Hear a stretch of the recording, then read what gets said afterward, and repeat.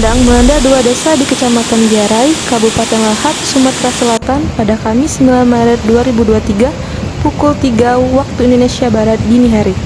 Akibatnya, lebih dari 200 rumah terendam air setinggi 1,5 meter. Pun dua desa yang dilanda banjir bandang tersebut adalah Desa Pelajaran dan Desa Nantigiri.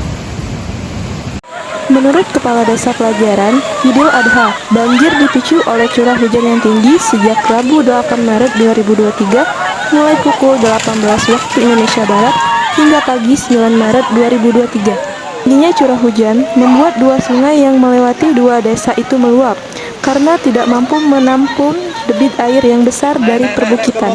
Saat ini, tidak terdapat korban jiwa akibat peristiwa banjir tersebut. Siang Komandan, izin melaporkan keadaan Sungai Kikim di Desa Gunung Kembang sementara mengalami debit air sungai terus meningkat. Jadi kami menghimbau kepada masyarakat di pinggiran air sungai untuk segera mengungsi karena diperkirakan akan terus naik kemudian.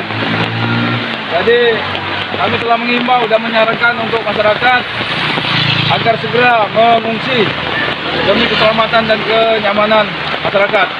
Demikian kemudian kami laporkan dari Desa Gunung Kembang. Selamat siang.